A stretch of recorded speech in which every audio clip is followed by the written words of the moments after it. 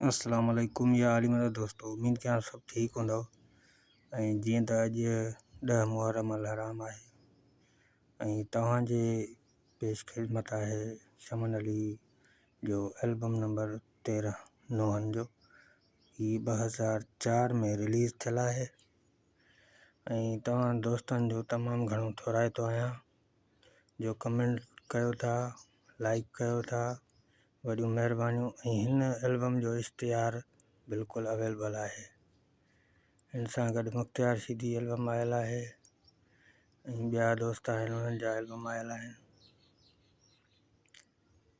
जीअं त हिन एल्बम में तमामु बहितरीनु शाइरी आहे, तव्हां शायदि ॿुधो बि हूंदो, पर हिन वक़्तु आउं तव्हांखे सॼो ॿुधाईंदुसि त हे कहिड़ी तरह ज़बरदस्त एल्बम ठहियल आहे ऐं हिन जी रिकॉर्डिंग तमामु बहितरीनु थियल आहे।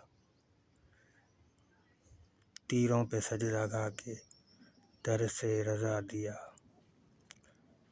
हिन जो पहिरियों नो आहे रुल गई आं मैं रुल गई आं।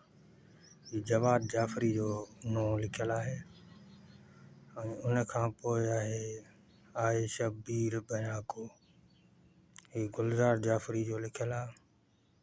उन खां पोइ आहे मस लहंदे घोट दी लाश होते, ही अली हसन साहिल इन जी शाइरी आहे।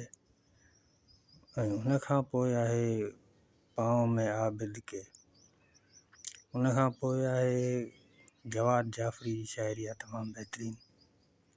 खाली दरबार से ज़हरा तुझे लौटाया गया, इहो ॿुधो हूंदो, ज़बरदस्त माना दर्दनाक आवाज़ में।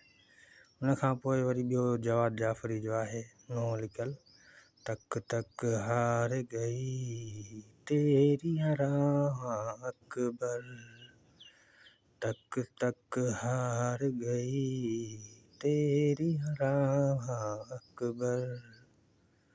ऐं उन खां पोइ आहे तीरों पे सजदा गा के दर से रज़ा दिया,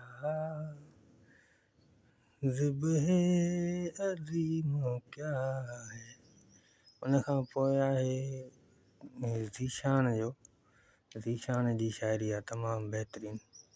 मां तो चवां त सभिनी खां बहितर शाइरी ज़ीशान जी आहे। नो आहे बाहूं औखा लगदा है बिन चादर, किवें खैमों ॿाहिरि आवां। त माना ही तमामु बहितरीनु ऐं दर्दनाक शाइरी आहे। हीअ जंहिं महिल बि ॿुधे माण्हू रोई पए। बाहूं औखा लगदा है बिन चादर, किवें खैमों ॿाहिरि आवां। सजाद पुफी को सलाह छॾे वञा ॿाहिरि या जल जावां मैं। बाहूं औखा लगदा है बिन चादर, किवें खैमों ॿाहिरि आवां मैं। तमामु दर्दनाक शाइरी आहे इहा।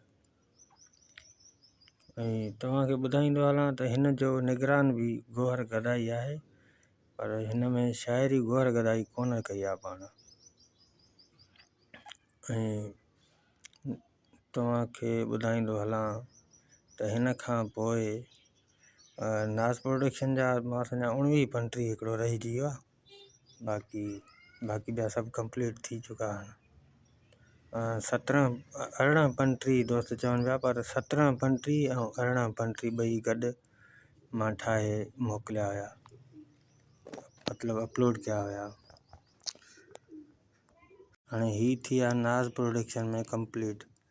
हाणे हैदरी जा हिकु ॿ आहिनि, हैदरी प्रोडक्शन जा, उहे 2-3 रिलीज़ कंदासीं। उन खां पोइ वरी साॻियो ई कमु कंदासीं। इहो गाननि वारा एल्बम जेके आहिनि उहे तव्हांखे ॿुधाईंदासीं इंशाअल्लाह। पर मुख़्तियार शीदी शामिलु नथा करे सघूं, मुख़्तियार शीदी जा कवर अवेलेबल न आहिनि। ठीकु आहे दोस्तों, तो इन लाइ माज़रत ख़्वाह आहियां। बाक़ी कमेंट्स कंदा रहो, शेयर कंदा रहो, तमामु महिरबानी।